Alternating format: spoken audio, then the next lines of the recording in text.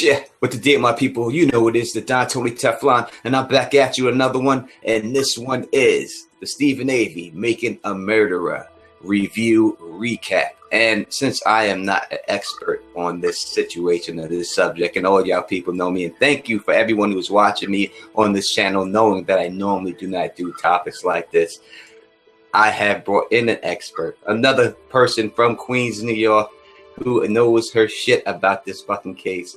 And her name is Laura Evans. Hi. I am very happy to have you. Thank you for joining me on this situation, this case. And now I know a lot of you people have already seen this, and I'm not really we're gonna go through this case for you. We're gonna try to go through both sides of it so that you so you understand the cop side and this dude's side. And basically, listen, I'm not a lawyer or anything like that, but I do have common sense, and I just ask you to just use common sense when looking at this case, because that's all it really takes is common sense. And if you use your common sense, you should be able to get through the situation. Now, who is Steven Avery? Now, Steven Avery in 2003 was returned to his home after being exonerated in 1985 for rape and assault. Now, he went back to Manitowoc County, Wisconsin, and he had already served 18 years in prison for this crime. And it was the DNA evidence that proved him innocent. Now, though he was welcomed back home by a lot of the media and the state politicians, he was not welcomed home by the officials at Manitowoc County, who are the people who did put him in jail. Now, the Avery family, the Averys, weren't ones really to mix with the community of Manitowoc County. You know, they basically stuck to themselves and they lived close to each other on their own family property. They also ran an auto salvage yard. Now, I know a lot of people might think of the Averys as being, like kind of low class or anything, but these people are not low class. They own an auto salvage yard. So how big was this auto salvage yard of the Averys? It was 40 mile acres. 40-acre salvage yard. So, as I said, there's no way, though people may look at them as being kind of poor, there's no way you can own that type of property and be poor at all. They just were kind of like outsiders. They just did not mix. They did not mingle. They did not go to a lot of the town functions. And this is small town mentality that we have here. And that's a big difference than city mentality. Now, Avery's record wasn't exactly, the greatest of records. He did get in trouble here and there, and these charges were a burglary, and he did get a cruelty to animals charge before this all happened. Now, Laura, can you explain to the people watching this cruelty to animal charge? Absolutely. There's a couple of things, though, that you want to make clear, is that a lot of people are under the misconception that he had this long rap sheet where they had this horrible record. He did not at all. He had a small burglary charge where they broke into a bar as a kid and stole like two cases of beer because they were bored.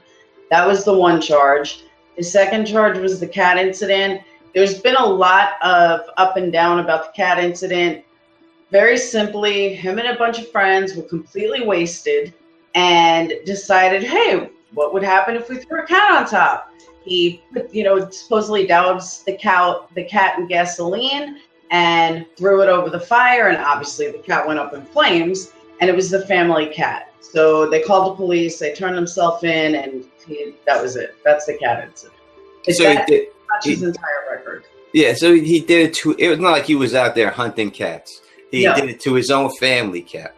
And I know people, listen, if you're growing up, you're a young man, and listen, I know people that you do things, I know people that broke into a high school and you do things like that. You toilet paper stuff. It's a little bit different, the little burglary, but that's nothing that no one in their family doesn't have a family member or themselves that has committed that. Does that make them a crazy person, or does that give them reason, people to think that because they did these acts, they will commit these other heinous acts? I do not think so, not whatsoever.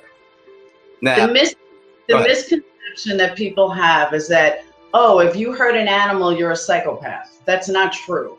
You have to have a series of hurting animals where, you continually, light animals on fire, or, kill animals as a child. There has to be a history of it. This was one isolated incident. And out of the 3 brothers, he was actually the best one. Exactly. And it seemed that he was getting his life together because he got married and he did have kids. Now, Avery was accused by a local woman, and this happened to be Avery's relative, of running her off the road and pulling a gun on her. Now, he did admit to doing this, and he claimed that the gun was not loaded. Now, his reason for doing so, he said, was that she had harassed him or that he had made some type of lewd gestures towards him. Can you explain that situation? Yeah, the situation was that it was his cousin. They hated each other. She hated him. It was just one of those family things. And she married a sheriff. She was also very, very close with their neighbor, which was Judy Dvorak, which is a whole nother subject, but she also works for the police. And she, upon deposition, Sandra Morris, which is the cousin, she actually denied a lot of what she said. And the true story is that he went after her. She started a smear campaign. Now, I don't know if anyone's actually had a smear campaign against them. I have. I can tell you that I could have committed murder. I mean, it's that easy. When somebody destroys your reputation like that, plus given the fact that he only had an IQ of like 70. So like they even said this on episode 1, his coping skills are not going to be that of a very intelligent person that says, okay, maybe this isn't the right idea. Maybe this isn't the right thing to do. He was trying to scare her the same way that she ruined his reputation. Exactly. And real quick, I just throw in there, this is a small town. Mm-hmm. And when small towns, things travel fast. And if you a small town, that means you go to kind of local bars, you see the same people every day. And if people are making fun of you, saying that you're jerking off outside, and you hear it every day and it gets pounded in your head, and someone with that mentality, it just pisses you off. Exactly. It's only so much somebody can take. And that's the bottom line. And that's the other half. It was just his cousin. Family has a right to do things that an outsider doesn't. Steven Avery's never gone after somebody with a gun that he didn't know. I mean, this was a family member. I don't think he ever thought his family member would make this whole big stink out of it. Exactly. It's a family member who was married to law enforcement. So at this time, this led to Avery facing charges of sexual assault and attempted murder. Now, Bernstein, who was brutally attacked while jogging, identified him as her attacker. Now, even though Avery had an alibi, and another police department identified different possible suspects, they focused right in on Avery, and he was convicted of this crime and given 32 years. Now, one of the main reasons he was convicted, one of the main reasons why she identified him, was this great sketch artist, if you want to call him that, who made this great sketch of Steven Avery. Now, would you please explain to the audience about this sketch? Yes, the sketch is from, he's actually dead now, but the sketch is from, I want to pronounce his name correctly, Kokorik, something like that. It's close enough, but Kokorik. That's good enough. I'll put the name down there so people can see. He also had a, what's the word? A bug up his ass for Avery. And Judy Dvorak is the one that implanted Steven Avery's head in her brain, Judy, the rape victim, in her brain. And therefore, when it came time to do it, to say who it was, even though the Judy Bernstein's description did not match Steven Avery, they made it match Steven Avery. So at Steven Avery's arrest, his hair was down and everything, which did make him look even more like Gregory Allen. But if you look at this sketch, it was a perfect replica of the mugshot from when he was arrested a couple of months prior to that. So it looked exactly like the mugshot this guy sketched, the drawing that she supposedly seen. Yep. Just happened to be like that. Yep. And then what did he do with this picture after that, this guy who drew this picture? He framed it, and his reasons for framing it was because it was his first sketch that actually made it into a court. It is by far the stupidest thing I've ever seen. And Okay. if that was like worth millions of dollars right there, I have no idea what is. But yeah, Oh my God. actually found it All because right. first sketch, and he thought it would look good on his wall in the office. Nice. Perfect. So this guy just frames this great sketch artist, this man.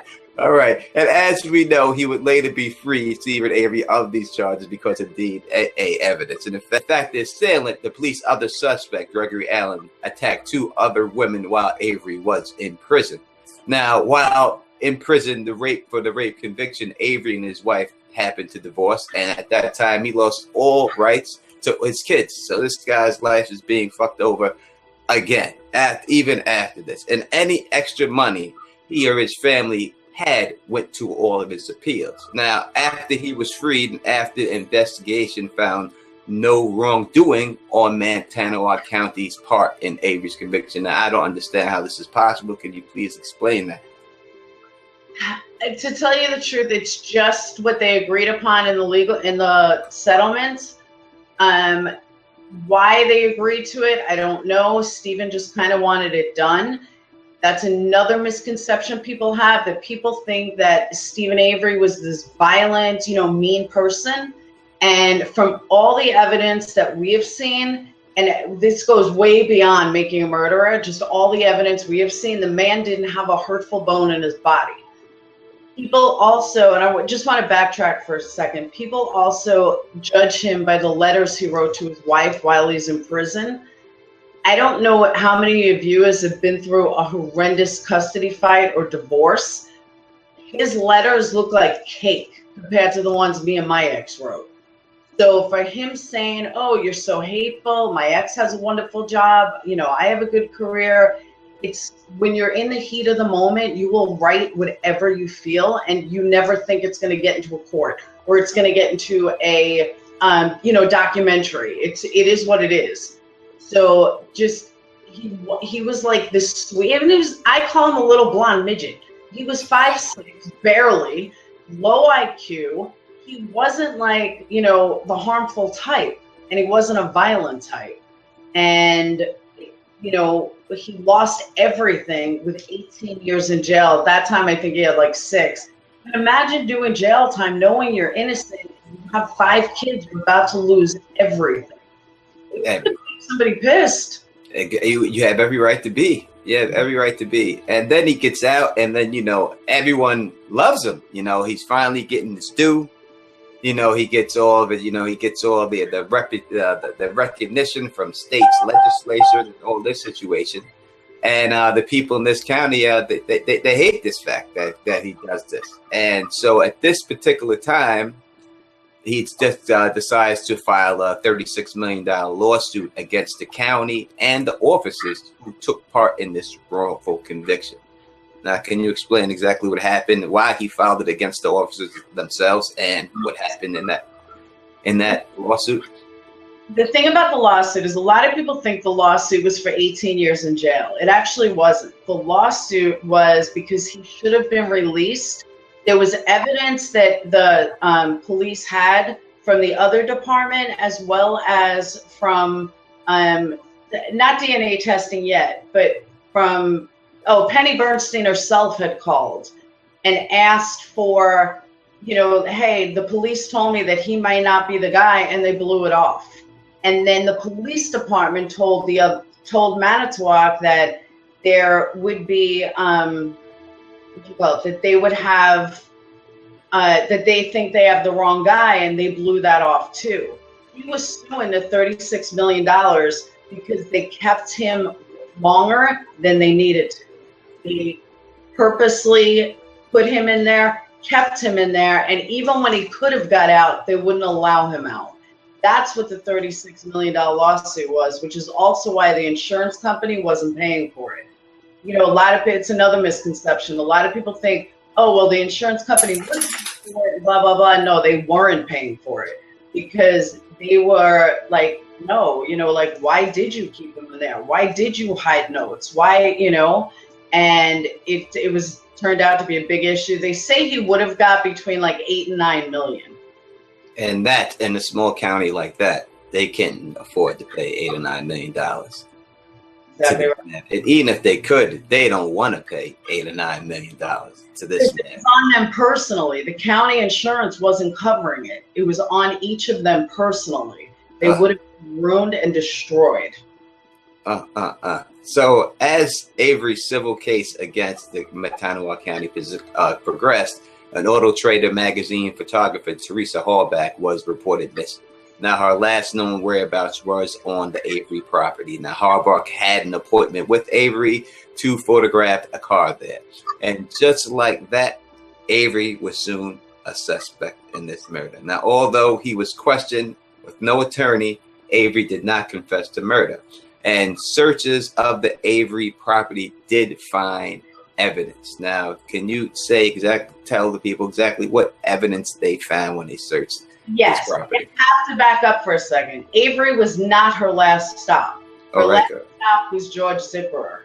The reason, a lot of things that were calculated, I'm not sure the right word, Kratz and team fit around a specific, I guess, hypothesis, basically. And then everything else seemed to fit around that. But the truth was, according to her own family and statements that were in newspaper articles that are no longer available, she made it to all 3 stops. She was done with all of them by 2.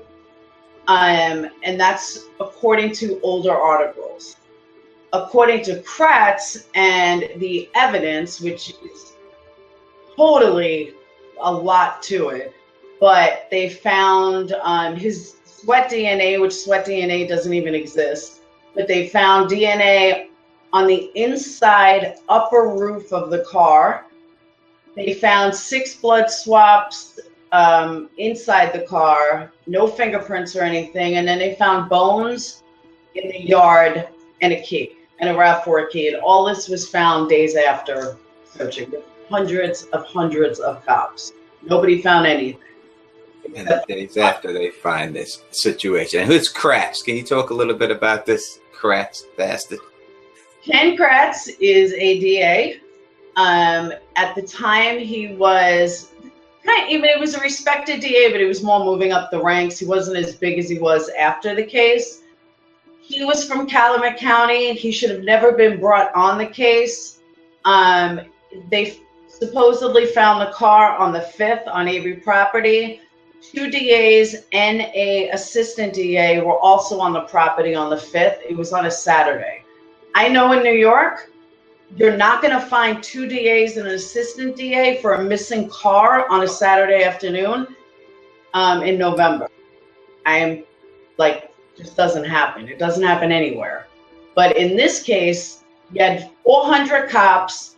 You had 2 DAs and an assistant DA, and a bunch of different investigators, the Wisconsin Crime Lab, all for a missing car. That's unheard of. It just doesn't, unless it's a cop's wife, it's unheard of. So right there was red flags for anyone that's kind of familiar with the law, because that shit just doesn't happen. So, and Ken Kratz, there's a whole slew of stuff later, but he's just, of course, he is the mastermind. I'm convinced of this. He concocted this entire story. Now, as this evidence mounted against Avery in this supposed murder of Teresa Halbach, now he decided he had to settle his case with the county, and he settled for $400,000, and he used this to hire a defense team. Now, the defense team was Dean Strand and Jerry Butting. Now, what was your thoughts of this defense team while you watched this situation? And do you think that they performed, looking back, an adequate job for the money that they were paid? In a way, yes. In a way, no. To be honest with you, I know they were paid somewhere around $200,000 or $250,000. And, the thing about a court of law is all you have to prove is reasonable doubt, according to the way it's supposed to be. Just reasonable doubt. If you can prove reasonable doubt, your case is won. They had an overwhelming amount of reasonable doubt that the case should have been won very easily. I think because of that, they didn't look into a lot of the little things that came out afterwards that you say, oh, as an attorney, how'd you not look into it? I didn't think they felt they needed to because they had an overwhelming amount of reasonable doubt. So do I think they did a good job for what they had? Absolutely. Hindsight's 2020. I also believe in my heart of hearts that throughout they kind of thought that Steven Avery was guilty, and they played that accordingly. And this case was not what it was now, back then. It wasn't the national spectacle that it became as it is right now after this. And no one knew that this Netflix show would take off like that.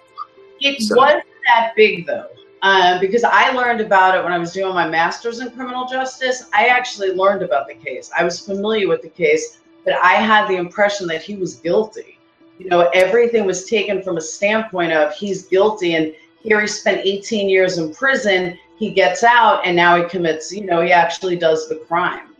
And it's something that, it was a very high-profile case, just not on the innocent side. It was just a high-profile case because it was, for what it was. So it was like known in law. In law, if you were into law, you probably knew about this case. But the casual person, as of myself, living out in New York, I didn't know anything about Steven Avery, and that's crazy that they presented it as a way to you when they were presented to you as if this man was guilty, and knowing the evidence that they had, that was the way that they chose to show it to you and present it to you that way. Guilty as sin. I went into Making a Murderer saying he's guilty. His nephew said he did it. Like, why am I even going to bother watching it? And everybody said to me, you have to watch it. I was like, why? He's guilty. I know the case. And they said, no, just watch it. Blah, blah. I said, whatever, fine, I'll watch it. After the second episode, I was like, oh my God, you guys might be right. I was like, and I'm not one to sway easily, but because I was familiar with it, and by episode 10, I was like, holy fuck, this is such a bad injustice. Like, how does this even happen? This is so obvious setup. And then everything else, started falling into place. So, yeah. I hear you. Now, while Steven Avery was the number 1 suspect in Teresa Halbach's murder, he did have an alibi. Now, he said that he spent part of that night with his, while Teresa was being murdered, with his 16-year-old nephew, and that was also happened to be his neighbor, Brendan Dassey. Now, police jumped on the chance of bringing Dassey in for questioning, who basically is kind of disabled and everything else. And a lot of his questioning was done, at least the first part of it was done without his mother or attorney being questioned. So can you explain to the people here about Brendan Dassey? Brendan he barely turned 16. He's a special ed student. I want to say he's definitely has learning disabilities. He's on a 4th grade reading level, and he's never been in trouble with the law. He was somebody that, probably got picked on. He was tall, but probably got picked on, follower, your typical special ed child, who just wanted to fit in, didn't really have any friends, nobody to go out. So he hung around with Steven and, his uncle. And what they did to Brendan was the worst travesty of interrogation I think I've ever seen in my entire life, and I've watched many. It's heart-wrenching. I mean, literally heart-wrenching to watch the cops interrogate him and use gaslighting techniques on him that they, you can get anybody to do what you want them to do if you push it hard enough or say what you want to say. I mean, he gives this whole confession about rape and everything else, and then says, am I going to make it back to school by 10:30? The kid was clueless. He had no idea. He just told you what you wanted to hear, and because he wanted to leave. His mom was going through a divorce at the time, and didn't think that, and I'll tell you why in a second, but didn't think that it was going to be a big deal that her son was being questioned. She trusted the cops too. She's not the brightest in the world. I mean, I can see that. And she wanted to get her divorce done with. She was already dating Scott, so she just wanted to be done with it. The cops also, which I've never in my life heard of, and my brother's a New York City cop, in Queens no less, they took Brandon and the mom to a hotel the night before they arrested him. Who the fuck does that? Like, why would you take him to a hotel? Like this whole grand hotel, I think up in I don't want to say Chicago, but maybe like Wisconsin Dells. I don't want to definitely say for sure. I don't know for sure. But they took them to a hotel for like a night of luxury. If that wasn't a telltale sign what was coming, I don't know what is. But you're dealing with very low IQs. They didn't think of it. She just figured her son would be fine. She had no idea her son was gonna, confess to all this nonsense. And that's what happened with Brendan Dassey. But interestingly enough, there has never been 1 ounce of evidence linked to Brendan at all. And Not yet, 1 ounce. He's the mastermind behind this.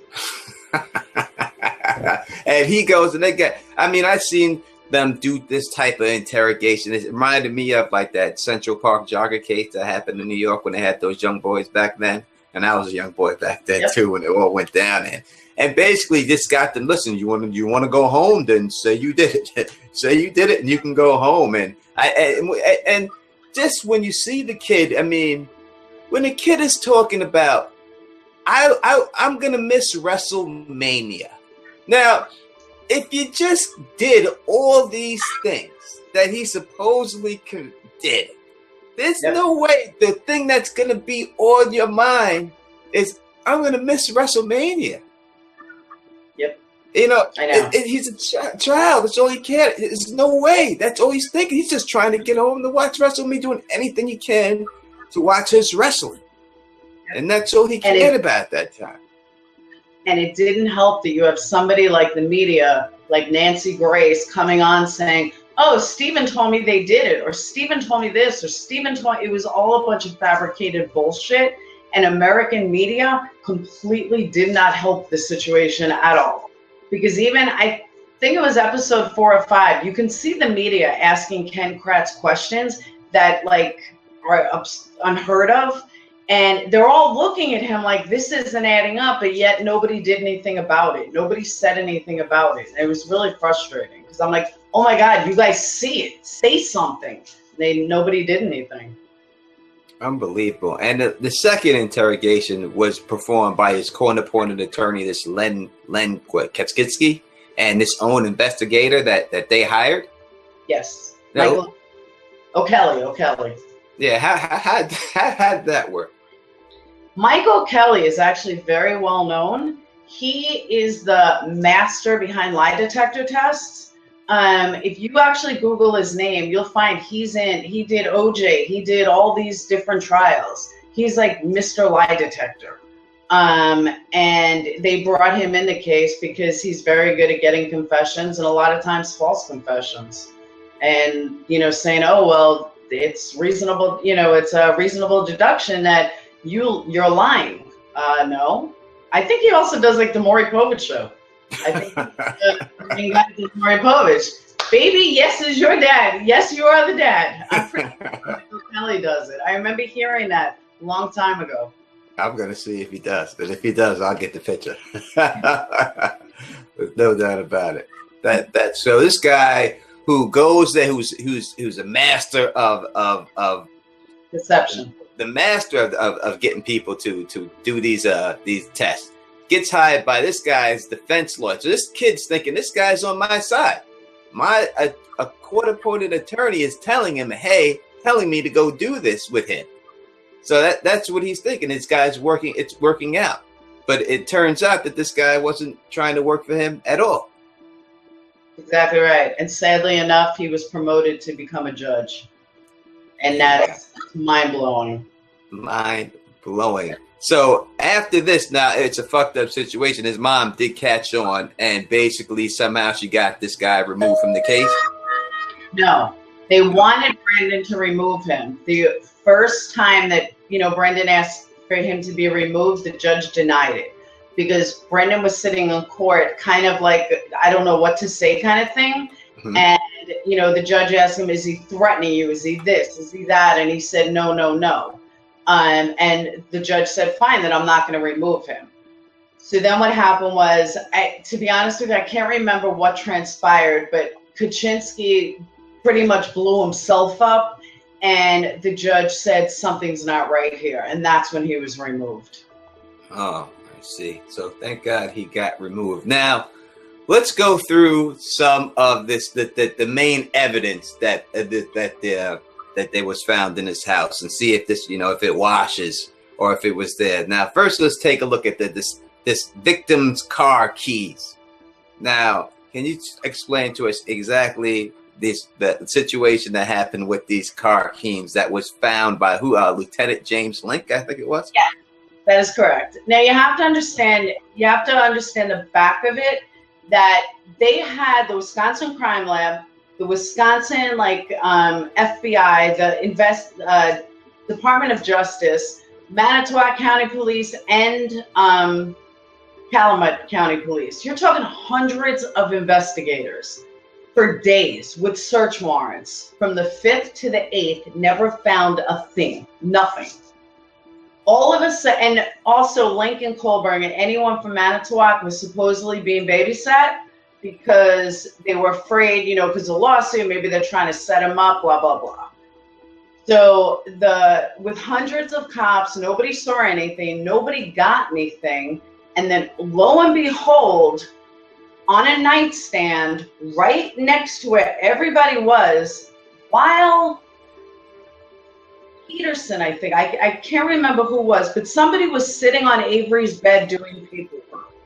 That is unheard of to begin with, just sitting on, a suspect's bed. I thought somebody was just brutally murdered in this bed. Why are you sitting on the bed? That's evidence. That was weird too. But all of a sudden, Link, who wasn't supposed to be there in the first place, all of a sudden found a single key, which, as a female, no female has a single key, nothing else.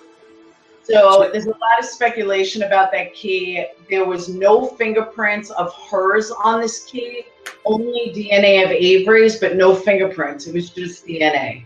If that doesn't show planning, I don't know what is.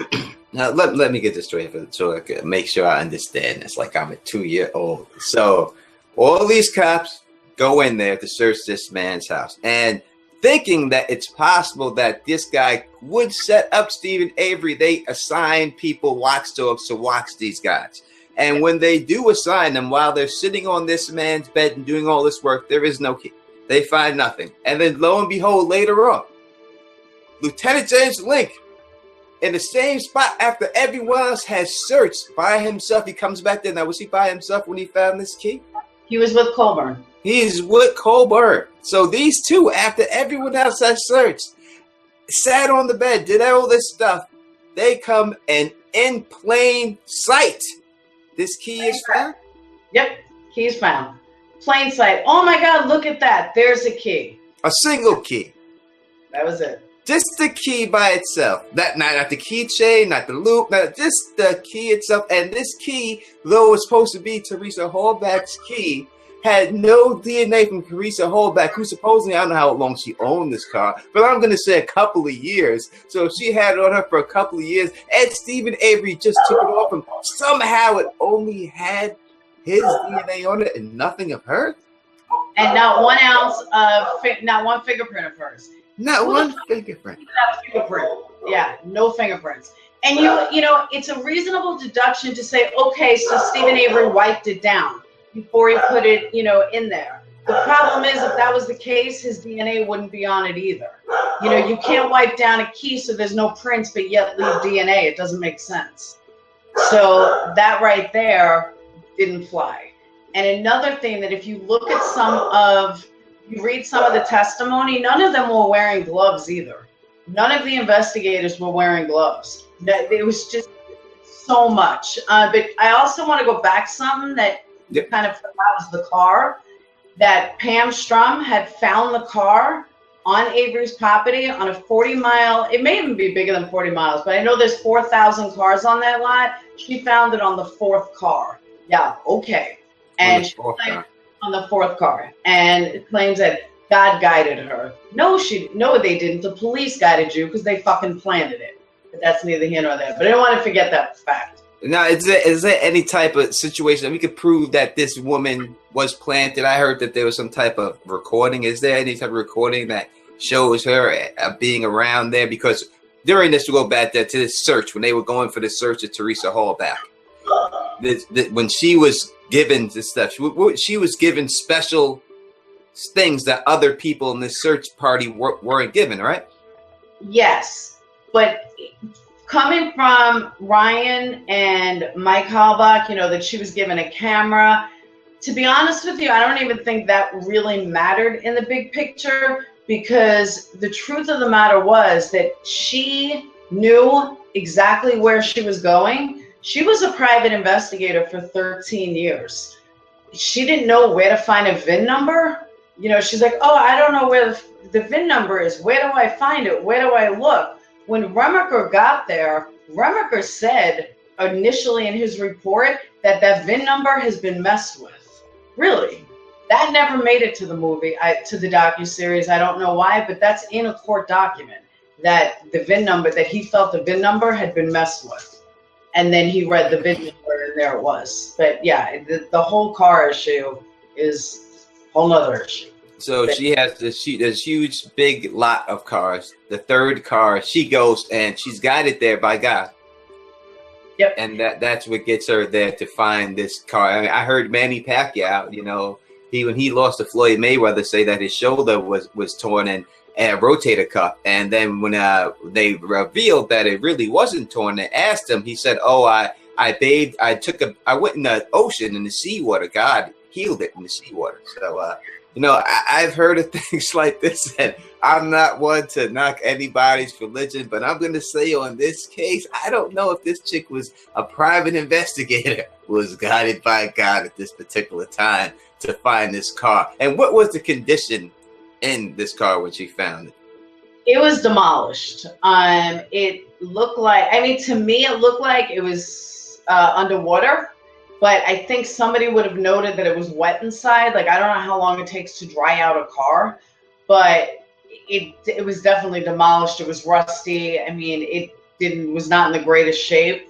There was a lot of speculation over color, that it wasn't the same car, it was a different color. There's a picture that I saw that I'll give you, that the branches in the back, it was a picture from the back. You could tell it was the same color. But there's tons of speculation about that it was a different car and everything else. But interestingly, the car was found in the back. If you are going to a lot, you're going to start at the front. You're not going to start at the back. You know, you're going to, on a 4,000 cars, you're going to go in through the front. Okay, you go this way, I'll go this way. The fact that they didn't even separate, and you know, they had permission to be there. Earl Avery, Steven's brother, gave them permission to look around. So it's not like they were there illegally. And they started at the back, which is an entrance to Judy Dvorak's house. And they started around the back, and lo and behold, there it is, fourth car. Yeah, I don't think so. Nobody's that fucking lucky. No, I have to agree with you. And this is a car that just happens to have the victim's blood is in this car too, all right? Theory is blood was not in the car when it was first found. The car was locked. Okay. Theory was that blood was placed in the car after the fact. Now, the reason why that holds some weight is because the cops, Remaker and Jason Oath and Herman were all there. And said that they looked in the car, but of course, you know, they were staying away. They want to put fingerprints on it, but they looked in the car and they saw a memory card, a camera memory card with the name Teresa on it. Now, even in 2005, camera memory cards were not that big, and they were like yay big. If you can see that, then you certainly could have saw blood, and they never marked anything that they saw blood or anything. All they said was they saw this memory card. This the memory card itself, this the little tiny memory card. Yep. None of the notes said that they ever saw blood or anything. But this later on, blood is found in this car. That is correct. And whose blood is this that's found there? Steven Avery. No fingerprints, just blood. So it's what? It's this Steven Avery's blood found there in the car. And is there a normal amount of blood here, or is it? So a couple of different people through Reddit and DK Sale had done a Q-tip test, and they literally cut themselves took the blood and did a Q-tip to see what it would look like in that shape, and it matched absolutely perfectly. Absolutely perfectly. So if I can ever get that, I get the link, I will put that up in there, the link, so people can see that exactly what she is talking about with the blood spatter situation. Now, during the trial, Teresa Halbach's voicemail became a kind of an issue after that. Now, I don't really understand too much. Can you go into this voicemail situation, why that was an issue? Yes, because supposedly, and I say supposedly because it's a whole fucking mess, but supposedly her voicemail was full, and then when they checked it again, it wasn't full. They believe that Ryan, the boyfriend, the ex-boyfriend, had erased her voicemails like he was trying to hide something. There's no way to prove it. Her voicemail, I don't know, sometimes voicemails do erase themselves. So that is a plausible act, but between her and the brother, Mike, saying that, yeah, you know, we called the voicemail and, you know, we checked her messages, that's where all the speculation came in, as far as, you know, how the voicemails got erased. But at the same time, it's human nature. If my ex comes up dead and I just left him 4 hate messages, fuck yeah, I'm gonna erase him. Erase him as fast as possible. I don't want to be a suspect. Exactly, I can understand that. To me, that's human nature, and that's why it doesn't really mean anything. Because I don't know a person that wouldn't do that. You know, you just break up with someone. Maybe you're obsessed with them. Maybe you're calling them constantly. Shit, I wouldn't want to be attached to that. No, sorry. I know your voicemail number, your password. I'm calling. I'm erasing my shit. You know, like, it's just the way it is. I hear you, exactly. It's common sense. Listen, if you know someone, even if it's not even this serious, if it's something, you know, minor or something, you believe you can get yourself out of something real quick by taking something out, why wouldn't you do that? That doesn't mean he had anything, he was dirty on it. I know it looks a little suspicious and everything else, but I don't believe that cat was dirty on that situation. I do understand why he would do that. Now, this Sergeant Andrew Corburn again. How did he know exactly about this victim's car and all this situation with the dispatcher? How all that came into place? That is still under tons of speculation. Let's speculate. Supposedly, Colburn, not supposedly. The facts remain that Colburn called in her license plate on November 3rd. That's fact. He read the license plate number to dispatch. Dispatch said, yes, that's of the missing girl. Without jumping too far ahead, that right there, and I asked a lot of cops, and I did some research on it, there's no reason for a cop to call in a plate of a car that's not sitting in front of him. There would be no reason to. If it had to do with, you know, the family gave him the number, he wouldn't need to call in into dispatch. You think the family's lying? I mean, it just doesn't make sense. So using logic, it was just like, okay, the car had to be in front of him.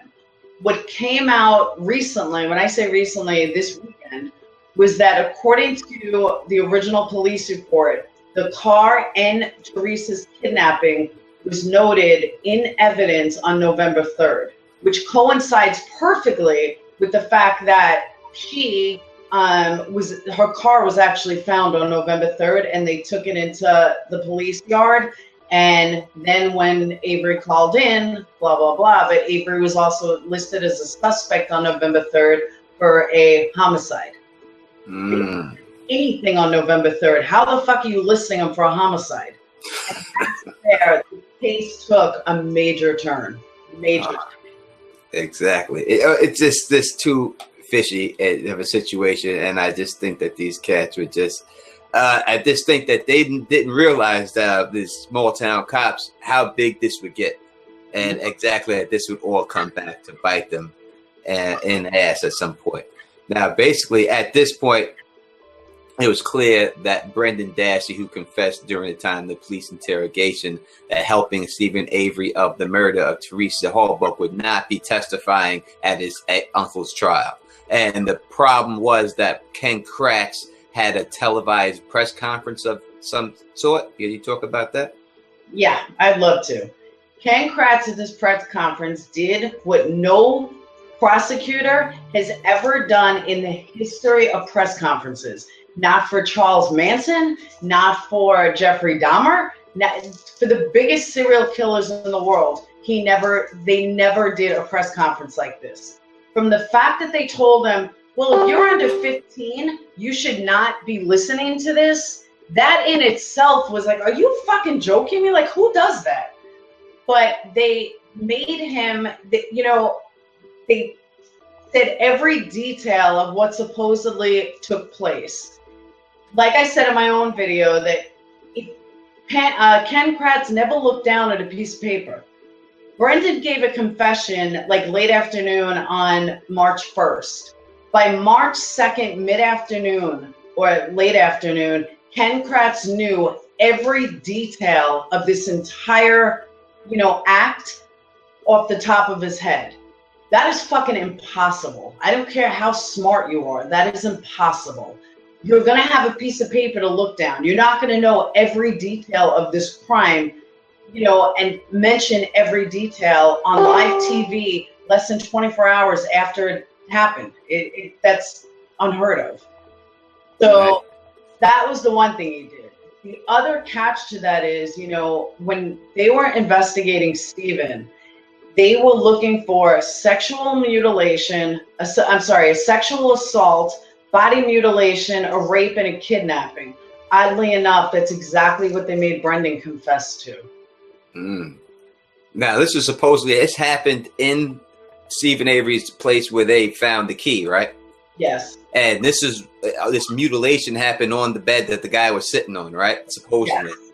But where there was no blood found of Teresa Halbach? No, there was no blood, no DNA, no hair, because Brendan said that Steve made him cut her hair. Oh. And it's impossible for you not to find one hair. If you looked at the trailer when Jody, from the episode, like when Jody got out of jail, that trailer was trashed. I don't know how he spent 18 years in jail to become a neat freak, but he was not exactly a neat freak. There was no way in hell they would have been able to clean up this rape and everything and not even be on a bed sheet. It was impossible. Then the story changed. They were shot in the garage. She was shot in the garage with Avery's gun. Impossible. There was not 1 ounce of blood in the garage either, or DNA, except for the bullet that turned up 4 months later from Link again, or Colbert. One of them. Someone told me it wasn't Link, but one of the Manitowoc County sheriffs found the bullet with Teresa's DNA 4 months later. So it's like I say, this is just common sense, folks. Now let's talk about this bullet that was found in Avery's garage. Now it wasn't found the first time that they searched there, right? No, it wasn't found at all. And what they did find originally was 11 shell casings, which is why originally Kratz said that they shot her 11 times. That was the original feeling, that she was shot 11 times because they found 11 shell casings. But they couldn't find a bullet. 4 months later, now all of a sudden the evidence comes out she was shot in the head twice, and therefore they found one bullet, a partial match of a bullet that just happened to have her DNA on it. It did not have any brain matter. It did not have anything on it except her DNA. Well, I mean, you could have taken her toothbrush and wiped DNA from there. I mean, it was stupid. But yeah, not 1 ounce of skin, not 1 ounce of brain matter. And someone could say, oh, well, they wiped it off. No, because if you wiped it off, you wouldn't have the DNA. So, I mean, how someone could get a bullet go right through them with your DNA, but there's not 1 ounce of skin or brain matter or blood? Give me a fucking break. And who found this bullet? It was one of the Manitowoc County sheriffs. I don't remember. I had said in a video it was Link, and then was told it wasn't Link, but it was like Colburn, Remaker. It was one of them. One of them. I think I heard it was Link myself. That and if it was Link, that is quite a coincidence. Yeah. That there was, and there was only enough DNA for one test. They said on this bullet, there wasn't a lot, so they couldn't just keep doing test after test. Just happened to be enough just for this one test that they were able to pull out to prove that it's her things. And let's talk about these the bones. these bones, that these mysterious bones, and all the bones, and how these bones wound up, because this is their big thing. They have bones. Now, there's a fire pit here, right? And there's some bones. The person that originally found the bones was on the 8th. That was on the 8th, November 8th of 2005. Mike Halbach's girlfriend, who's now his wife, her brother is the one that found them. He's a cop. He's the one that had found the bones originally, and I don't know if somebody else found them, later, but he's the first one to find them. And the thing about the bones that was so weird is that, we were just talking about this last night. You're in New York. I've lived in New York. After 9/11, the smell of a human body is something that you will never forget. Indeed. With all the people living on that property, you cannot sit here and tell me that his family, his parents, Barb, whoever, did not smell a body burning like they supposedly said it. And it was like, wow, that is impossible. That's not going to happen. You're going to smell a body, and they never did. The bones, it's interesting enough. They only found bones except for the supposed head from the waist down. They never found anything of the upper body. The whole burn thing doesn't make any sense either, because crowns in your teeth don't burn. Supposedly she had a lot of crowns. They didn't find any teeth except one, and it was a partial tooth. So the whole bone thing is just so out of whack. And interestingly enough, Kratz he's been really quiet lately, but he did an interview recently, and at the end said that the defense team never questioned the identity of the bones. Really, Kratz? Did you really just say that? So I think a lot's going to come out about these bones. Oh my God! And this was the bones that supposedly they said they were burnt in this bonfire. Yes. All right, and the condition of these bones, it wasn't like they found a full human skeleton in it, right? Just little tiny pieces of bones. They found little pieces, and someone from the DOJ said that, oh yeah, I saw them from 8 feet away. You did not see them from 8 feet away in a pile of, garbage in a bonfire. There's no way. They look like little pebbles. So, yeah, the whole situation is just bullshit. I mean, were all the bones just found right in that one spot? No, they were in 3 different barrels, in Dassey's and in the burn pit. But there was no DNA linked on any of the burn barrels. In Dassey's yard or Avery yard, it was like they were placed in there. But that's speculation. I can't say definitively, but yeah, there was no DNA of her in these burn barrels. But the story kind of switched if you read from earlier to later. First it was an open fire, then it was in the burn barrels, and you can't forget the letter that came that said she was burned at the aluminum smelter place, and it's just one big clusterfuck of mess. I hear you. Let's talk a little bit about this, the bus driver and their whole thing, and this Scott Taddick, this motherfucker right here. So, can you talk about Bobby Dassey and Scott Taddick and their involvement in this, and the bus driver and the timeline and all that situation right there? The bus driver, according to Strang, was the most credible. That he felt that she was going to be the most credible. Looking at the land, it is physically impossible for her to see where Brendan was, or where Teresa would have been. It was too far of a distance. She would have never seen it. So who should have been credible was lying right on the stand. Why? Nobody knows. Yeah, so a lot of crazy stuff happens, but basically that is what goes down. And since this video is getting long, what we're going to do, and Laura is going to come back and join me, and we're going to do a couple of these. And the next part, we're going to talk about the conviction, the things that happened after that conviction, and we're going to do speculations on what we think went on, what's going on, what we really think, who really did this. There's a lot of people we did not talk about, a lot of things we did not touch on. And if you can't wait until that, of course, you can go to her channel, and everything we talked about on her channel, she has done in depth. So you can go to her channel, click on those videos. The link will be definitely in the description. So if you have any questions for this video, put your comments, put it in the comment section, and we will answer those questions on our next video too. So I would like to thank you, Laura, for joining me here and doing this with me. It's an honor for me to have you here with me. Absolutely. Thank you for having me. It's an honor for me, and I hopefully will continue to do the series. Perfect. And we will continue to do the series. And she's a Game of Thrones fan, people. So we'll see if we can convince her into doing a live review with me or something like that on some Game of Thrones. So if you like the way I do this, please thumbs up this. Please spread this across the realm. And please subscribe. And until next time, you know who it is. Peace. Peace. Stay sexy.